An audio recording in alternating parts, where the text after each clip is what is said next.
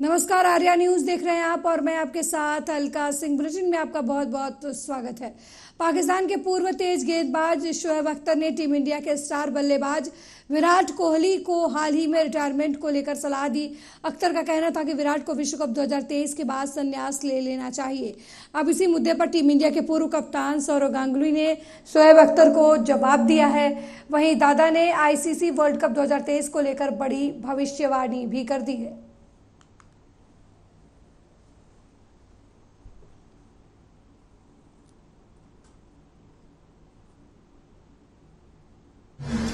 Test cricket after the World Cup. Pant is injured. Pant is out of the World Cup. He's probably the best wicketkeeper in the country, but he's injured. So, and there is lots of talent. You can look at Ishan Kishan. You can look at KL Rahul. Depends on his fitness. I think these two will be right up in Dravid's and Rohit Sharma's mind, and one of them will actually keep. I like Ishan Kishan because he just opens up the game. He just opens up the game for any team he plays. And I'm sure Rahul Dravid will keep him in his plans. Virat Kohli needs to concentrate on Test cricket after the World Cup. He should stay away from T20 cricket so as to prolong his career. Why? Virat Kohli should play whatever cricket he wants to play because he performs, and that sports company is yours only.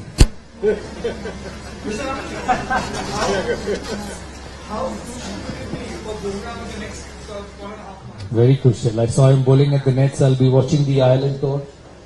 I was speaking to some of the players at the NCA and they said that he's at his best. वहीं केंद्रीय स्वास्थ्य मंत्री मनसुख मांडविया ने Covid के मुद्दे पर बात की। इस दौरान उन्होंने कहा कि कोविड के दौरान दुनिया भर के लोग अपने साथ टीकाकरण प्रमाण पत्र लेकर आते थे, लेकिन भारतीय नागरिक कोविन ऐप डाउनलोड करते थे और प्रमाण पत्र दिखाते थे। संजीवनी प्लेटफॉर्म के माध्यम से 3 लाख से अधिक लोग ऑनलाइन चिकित्सा परामर्श ले रहे हैं। भारत डिजिटल क्षेत्र में आगे बढ़ रहा है।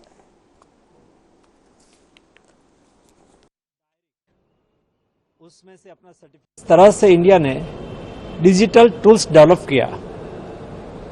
हमने देखा है कोविड क्राइसिस के दरमियान दुनिया के लोग वैक्सीनेटेड होने का सर्टिफिकेट लेके, फिजिकल सर्टिफिकेट लेके ट्रैवल करते थे और Indian citizen CoWIN platform app को डाउनलोड करके डायरेक्ट उसमें से अपना सर्टिफिकेट दिखाते थे। इंडिया की स्ट्रेंथ है। वैसा ही ई संजीवनी प्लेटफॉर्म के द्वारा जो टेलीकंसल्टेशन हो रहा है, डेली 3 लाख से अधिक टेलीकंसल्टेशन होना, गांव में रहने वाले दूर सुदूर के लोग को स्पेशलिटी डॉक्टर की सलाह मिलना, राय मिलना, ये बहुत बड़ी बात है। उसका खर्च भी बच जाता है, ट्रैवलिंग भी बच जाता है और उसकी ट्रीटमेंट भी हो जाती है। वहीं बेंगलुरु में आयोजित G20 डिजिटल अर्थव्यवस्था मंत्रियों की बैठक में केंद्रीय मंत्री अश्विनी वैष्णव डिजिटल अर्थव्यवस्था पर बात कर रहे थे। इस दौरान उन्होंने कहा कि हम उन मुद्दों पर विचार विमर्श करने के लिए एकत्र हुए हैं जो डिजिटल अर्थव्यवस्था के विकास को परिभाषित करेंगे। बेंगलुरु दुनिया की कुछ सबसे नवीन कंपनियों का घर है। डिजिटल इकोनॉमी वर्किंग ग्रुप के भारतीय अध्यक्षता द्वारा चुने गए 3 प्राथमिक क्षेत्र digital public infrastructure, digital economy में सुरक्षा और डिजिटल स्केलिंग, ये पीएम मोदी की प्राथमिकताओं को दर्शाते हैं।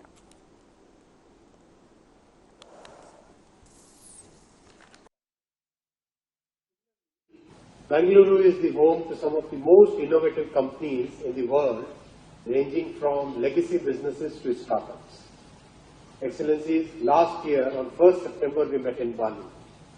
We affirmed the importance of international cooperation to leverage the full benefits of digital transformation. The need for collaboration has only become more pressing. Use cases of artificial intelligence have evolved at a greater pace. While AI holds immense potential, absolute optimism of the past has now given way to caution. Similarly, global interconnectedness creates shared security risks. Therefore, the need to collaborate on digital security has become more urgent. Against this backdrop, allow me to place on record our collective appreciation for the efforts of the Digital Economy Working Group. The group has been diligently engaged in discussions for steering us towards common ground. Perspectives of every participant has contributed immensely to these discussions. Excellencies, the three priority areas selected by the Indian Presidency for the Digital Economy Working Group are वहीं हमीरपुर के मौधा विकास खंड क्षेत्र में भ्रष्टाचार के बदले मंडरा रहे हैं। आपको बता दें कि पुरानी सीसीडी रोड को नया दिखाकर फर्जी मजदूर दिखाकर पैसे लगातार निकाले जा रहे हैं। 15 अगस्त के दिन 32 मजदूरों की हाजिरी लगाकर एमएमएस किया गया। वहीं हमीरपुर का मौधा विकासखंड भ्रष्टाचार के मामले में हमेशा विवादों में घिरा रहता है। इसके पहले भी मौधा मुर्दों से मनरेगा मजदूरी कराए जाने के मामले को लेकर सुर्खियों में रह चुका है। वहीं पूर्व में भ्रष्टाचार में लिप्त अधिकारियों को सम्मानित भी किया जा चुका है। पूरा मामला मौधा विकासखंड के पडोरी ग्राम पंचायत का है। तो हमीरपुर से भ्रष्टाचार की खबर सामने आई है। मौधा विकासखंड के पडोरी गांव में फर्जी मजदूर दिखाकर सरकारी पैसे निकाले गए हैं। आपको बता दें कि पुरानी सीसी रोड के काम को दिखाकर मजदूरों के पैसे सरकारी खाते से निकाले गए हैं और भ्रष्टाचार के मामले में पहले से ही मौधा कई बार सुर्खियों में आ चुका है। और इस खबर पर ज्यादा जानकारी के लिए हमारे संवाददाता हमीरपुर से सत्यम सिंह फोन लाइन पर जुड़ गए हैं। सत्यम, पुरानी सीसी रोड को दिखाकर सरकारी खाते से पैसा निकाला गया है ग्राम पंचायत के, क्या कुछ अपडेट है इस खबर को लेकर?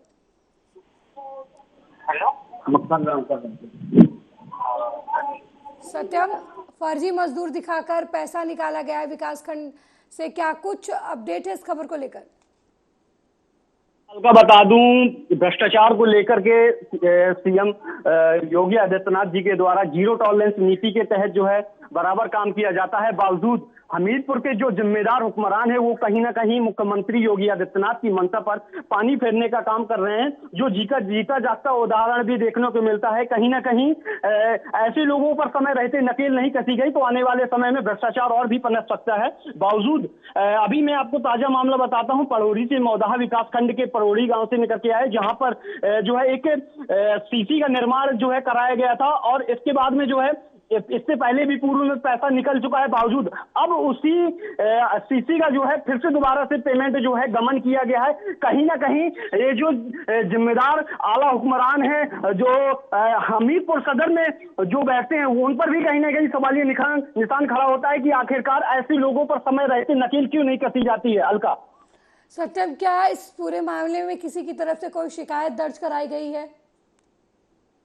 बिल्कुल अलका, बता दूं कि जो है वहां के जो ग्रामीण हैं, ग्रामीणों का आरोप है और संबंधित खंड विकास अधिकारी दिव्या त्रिपाठी से भी इस पूरे मामले को लेकर के शिकायत की गई है और उसमें जो है बाकायदा जानकारी दी गई है कि इससे पहले भी जो है इसी आरसीसी से जो ऐसे पैसा निकाला गया था और दोबारा से जो है इसी आरसीसी का पैसा निकाला गया है। अब ये देखने वाली बात होगी कि इससे संबंधित जो जिम्मेदार अधिकारी हैं उस पर क्या कार्रवाई करते हैं। अलका, सत्यम, आए दिन मौधा से खबर आती रहती है गबन के बारे में, फर्जी मजदूर दिखाकर पैसे सरकारी निकाले जाते हैं।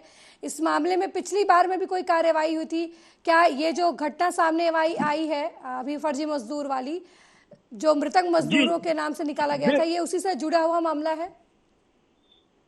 बिल्कुल अलका, बता दूं कि इससे पहले भी जो है कई जगहों पर मनरेगा से संबंधित फर्जी तरीके से जो है पेमेंट कराया गया है, जिसके बाद में जो है ग्राम विकास अधिकारी के ऊपर भी जो है मुकदमा पंजीकृत हुआ था और वहां के जो कंप्यूटर ऑपरेटर हैं उन पर भी कार्रवाई की गई थी। बावजूद अब ये इस मामले पर देखने वाली बात होगी कि आखिरकार ये कार्रवाई कब होती है और कब तक होती है, ये देखने वाली बात होगी। अलका, बहुत बहुत धन्यवाद सत्यम इस खबर पर जानकारी देने के लिए।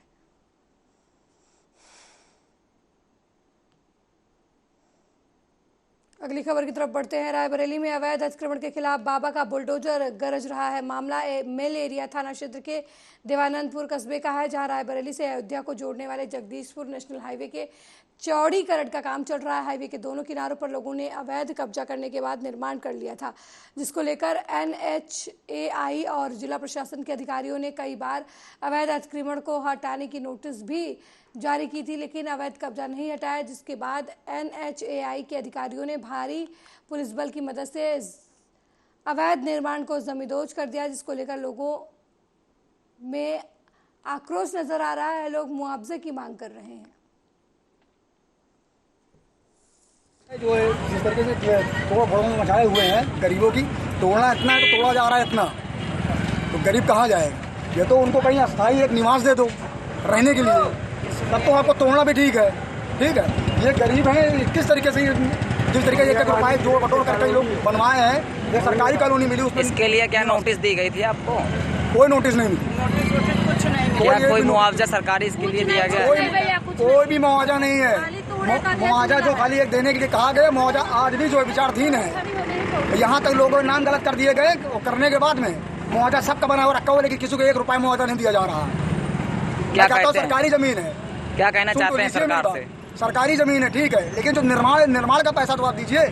क्या नुकसान हुआ आपके घर पे? सिलेंडर टूट जा रहा, पूरा बेकार हो गया, राशन पूरा बेकार हो गया, पूरा मकान मेरा हिला दिया, और उसके बाद में बर्तन भड़वा सारे टूट गए, सारा निकालने का मौका भी नहीं दिया। हाथापाई भी करते थे प्रशासन ने हम लोग को मारने के लिए तैयार।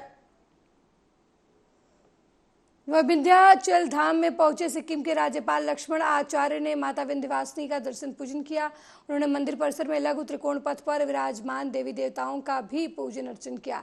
वहीं पत्रकारों से बातचीत करते हुए देवस्थानों के विकास होने से मनुष्य का आध्यात्मिक विकास होता है, मानसिक और प्रत्येक तरीके का विकास जो होता है वो आध्यात्मिक स्थलों के विकास से होता है। विंध्या कॉरिडोर के निर्माण के लिए प्रदेश के मुखिया योगी आदित्यनाथ को बधाई और अभिनंदन राज्यपाल ने दिया है।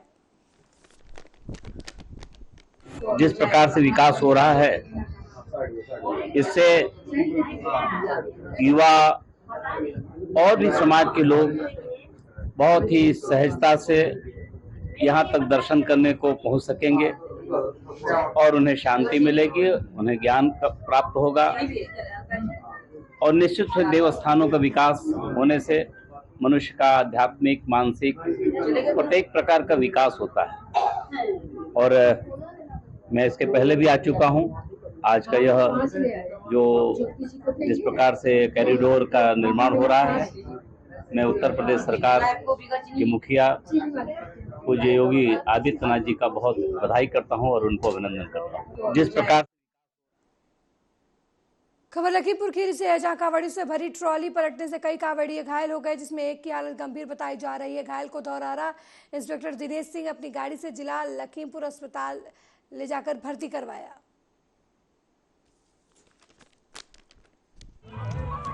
सैयद मोरन परवा टोल प्लाजा।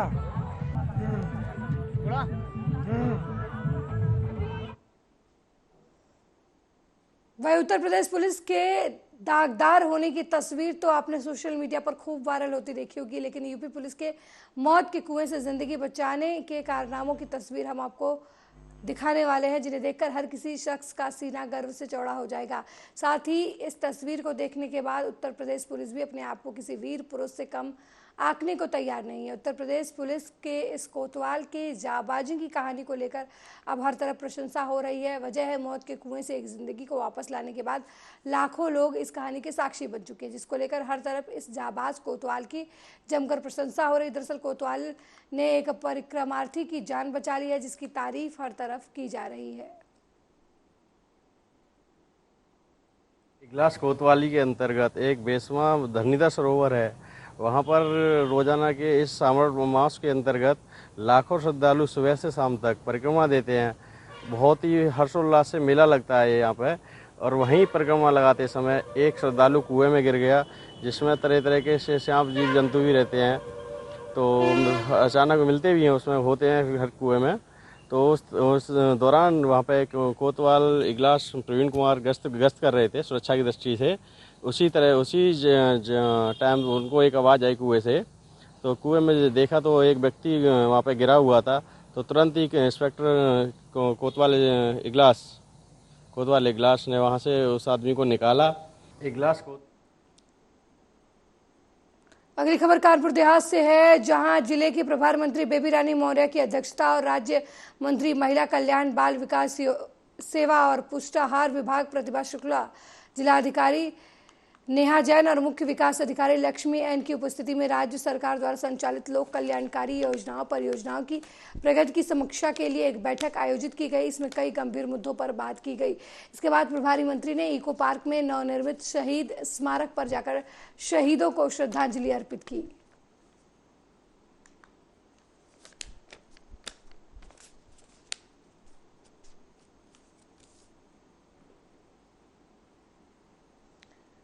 वहीं बुलंदशहर में वाहनों पर जाति और संप्रदाय सूचक शब्दों पर पुलिस का चाबुक चला है। दरअसल जो लोग अपने वाहनों पर जाति सूचक शब्द लिखकर सड़कों पर अपने वाहन दौड़ाते हैं, उन पर पुलिस ने कड़ी कार्रवाई करने का फैसला लिया है। बुलंदशहर में ये कार्रवाई देखने को मिली।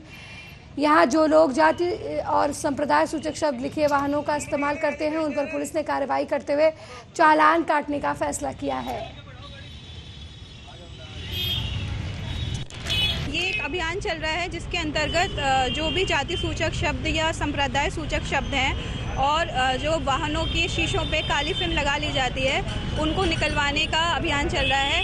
कोई भी वाहन जाति सूचक शब्द या संप्रदाय सूचक शब्द यूज़ ना करें और इसके साथ काली फिल्म प्रतिबंधित है, काली फिल्म ना लगाएं और जो भी ऐसे वाहन मिल रहे हैं उनके विरुद्ध कार्रवाई की जा रही है और ये सारे जो शब्द लिखे हैं और काली फिल्म लिखे हैं निकलवाई जा रही है। ये अभियान कब तक जारी रहेगा? ये 20 तारीख तक अभियान है और इसमें हम यातायात पुलिस और स्थानीय पुलिस समुचित और निरंतर कार्रवाई कर रहे हैं। ये एक अभियान चल रहा है जिसके अंतर्गत जो भी जाति सूचक शब्द या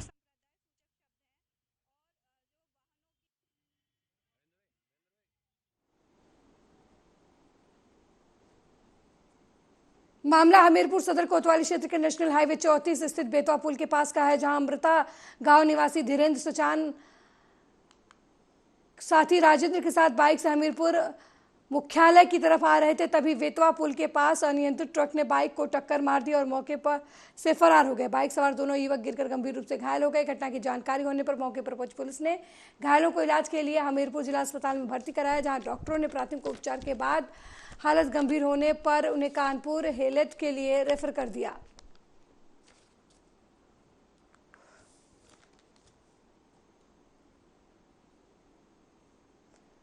वहीं बेटी की रिहाई के लिए पालनहार मां चिलचिलाती धूप में कलेक्ट्रेट परिसर पर घंटों बाहर बैठी रही, लेकिन जिम्मेदारों ने उसकी तरफ देखा भी नहीं। आने जाने वाले फरियादी और कर्मचारी इस मां की करुण दास्तां सुनकर भावुक जरूर हुए, लेकिन कोई उसकी मदद न कर सका।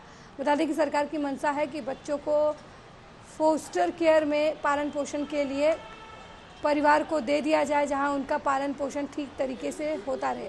उत्तर प्रदेश राज्य बाल अधिकार संरक्षण आयोग ने जिलाधिकारी को भेजे गए पत्र में कहा कि मिशन वात्सल्य योजना के तहत बच्ची को पालनहार मां के सुपुर्द कर दिया जाएगा। इसके बावजूद भी बाल कल्याण समिति आपस में सामंजस्य बैठाकर फैसला नहीं ले पा रही, जिसका खामियाजा बच्ची को भुगतना पड़ रहा है। बच्ची 1 साल से बाल गृह में निरुद्ध है, उसकी पढ़ाई छूट गई है। बच्ची को आज़ाद करने की मांग को लेकर पालनहार मां शुक्रवार सुबह जिला मुख्यालय कलेक्ट्रेट पहुंची, जहां उसने धरना दिया। देखिए, इस पूरे मामले को अगर टेक्निकल रूप से अगर हम देखें तो पहले चाइल्ड वेलफेयर कमेटी ने इनको फिट पर्सन घोषित करके बच्ची दे दी थी। फिर उसके बाद में चाइल्ड वेलफेयर कमेटी ने ही बच्ची छीन के बाल गृह में रखवा दी। तो अब इसमें जो CWC का जो फैसला है वो 2 तरह का फैसला होगा, एक बार छीनने वाला, फिर एक बार डालने वाला। तो उसमें उस फैसले के खिलाफ यहाँ DM साहब के यहाँ पे अपील भी की गई है और DM साहब ने भी उसमें कहा है, बाल आयोग ने भी इसमें ये कहा है कि मिशन वात्सल्य के अंतर्गत इस बच्ची को इनको दे दिया जाए पालन पोषण के लिए।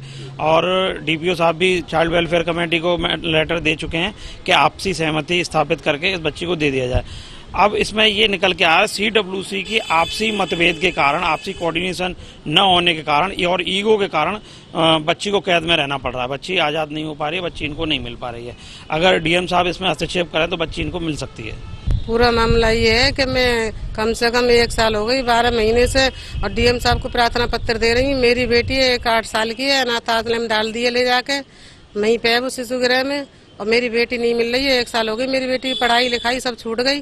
वहाँ पे मेरी बेटी से बुरा बर्ताव भी किया जा रहा है। मैं गई थी एक दिन, मेरी बेटी से वो लोग मारपीट भी कर रहे थे। मेरी बेटी का लाल एक तरफ से चेहरा पड़ रहा था, वो उन्होंने पूछने नहीं दिया। मैंने पूछा, बता रही थी लड़की, तो उन्होंने बताने भी नहीं दिया जो काम वाले थे। अब मेरी बेटी वह बहुत बुरी तरीके से रो रही है, तड़प रही है, मेरी बेटी नहीं मिल पा रही है। पूरा मामला वहीं सीतापुर में प्रेम प्रसंग के मामले में अब्बास अली और उनकी पत्नी की पीट कर हत्या कर दी गई। मिली जानकारी के मुताबिक अब्बास अली के बेटे शौकत ने पास के रूबी नाम की हिंदू युवती के साथ प्रेम विवाह कर लिया, जिससे लड़की के परिजनों ने नाराज होकर अब्बास अली और उनकी पत्नी पर लाठी डंडों से हमला कर दिया, जिसमें पति पत्नी की मौके पर ही मौत हो गई। वहीं घटना की सूचना पाकर मौके पर पहुंची पुलिस ने शवों को कब्जों में लेकर पोस्टमार्टम के लिए भेज दिया है और अग्रिम कार्रवाई में जुट गई है। आज शाम के समय थाना हरगांव के अंतर्गत ग्राम राजेपुर से सूचना पुलिस को प्राप्त हुई कि दो पक्षों में झगड़ा हुआ है, जिसमें 2 लोगों की मृत्यु हुई है। पुलिस के द्वारा मौके पर पहुंचकर जब मौका मुआयना किया गया तो इसमें पाया गया कि 2 व्यक्ति जिनका नाम अब्बास और कमरुल निशा है, ये दोनों आपस में पति पत्नी हैं और इनकी उम्र लगभग 50 वर्ष है। इन दोनों की हत्या हुई है। इसमें जो इनके परिवार के जो छोटे बच्चे अभी यहाँ पर मौके पर मौजूद हैं और जो गाँव के जो अन्य निवासी हैं उनके द्वारा बताया गया कि इनके पड़ोसी एक दूसरा परिवार है जो शैलेंद्र जायसवाल वो उनका परिवार है।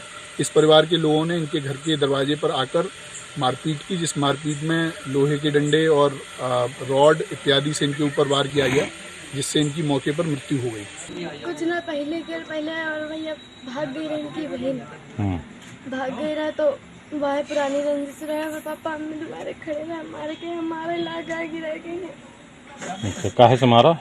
लोह से ने मारे, नहीं लाठी से ने भाग कर रहा है। हमका मारे चले, हम भाग गए। अच्छा, तुम्हारा क्या नाम है? आसमीन। पिताजी का क्या नाम? अब्बास। तुम्हारी अम्मी का क्या नाम था? अम्मी का नाम है कसरुन निसा। अच्छा, तुम्हारा भाई जो ले गया था बहन को, क्या नाम था उसका? उनकी शौकत। क्या करते हैं? कुछ नहीं। किस समय की है घटना है? 1 घंटा होगा। वहीं विंध्याचल धाम में पहुंचे प्रदेश सरकार के नगर विकास और ऊर्जा मंत्री अरविंद कुमार शर्मा ने माता विंध्यवासिनी का दर्शन पूजन किया। इस दौरान पत्रकारों से बातचीत करते हुए कहा कि मैं बचपन से मां के दरबार में आता रहा हूं, विद्यार्थी काल में भी यहां पर आता था। मां के धाम आकर बहुत अच्छा लगता है, इन्होंने मुझे सब कुछ दिया है। विंध्यवासिनी के दरबार में मैं बचपन से आ रहा हूं, विशेष रूप से प्रयाग के अपने प्रयाग विश्वविद्यालय के विद्यार्थी काल में मैं विशेष रूप से यहाँ आता था। हर 6 महीने 8 महीने 4 महीने पे यहाँ आता था। सर, ये IAS की नौकरी माँ की कृपा से मिली। उस दरमियान भी जब हम इधर आते थे अपने उत्तर प्रदेश तो कई बार आने का सौभाग्य मिलता था। इधर भी राजनीति में आने के बाद भी आने का प्रयास रहता है। माँ के दरबार में आकर बहुत अच्छा लगता है। मेरी माँ है, उन्होंने ही जीवन में हमको सब कुछ दिया है। सर, ये कॉरिडोर बन रहा है इतना, असीम कृपा है हमारे जीवन की और हमारी असीम श्रद्धा है उनके चरणों में। वहीं गोरखपुर में फर्जी कॉल सेंटर चलाकर विदेशियों को ठगने वाले अंतर्राष्ट्रीय गिरोह का पर्दाफाश कर 8 आरोपियों को साइबर पुलिस ने गिरफ्तार किया है। मिली जानकारी के मुताबिक गोरखपुर के बेतियाहाता में जुबलीलेट इन्फो प्राइवेट लिमिटेड कंपनी में फर्जी संचालित कॉल सेंटर संचालित हो रहा था। इसी क्रम में सूचना मिलने पर पुलिस ने छापामार कार्रवाई करते हुए संचालक सहित 8 लोगों को गिरफ्तार कर लिया है।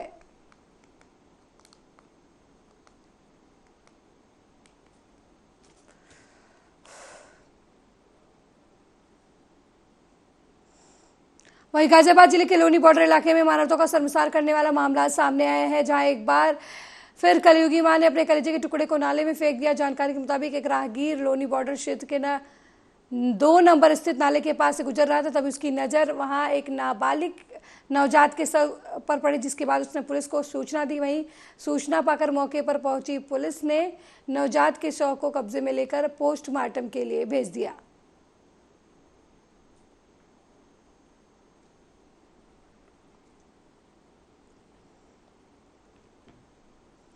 मेरे साथ इस बुलेटिन में फिलहाल इतना ही। देश दुनिया की तमाम खबरों को देखने के लिए देखते रहिए आर्या न्यूज़। नमस्कार।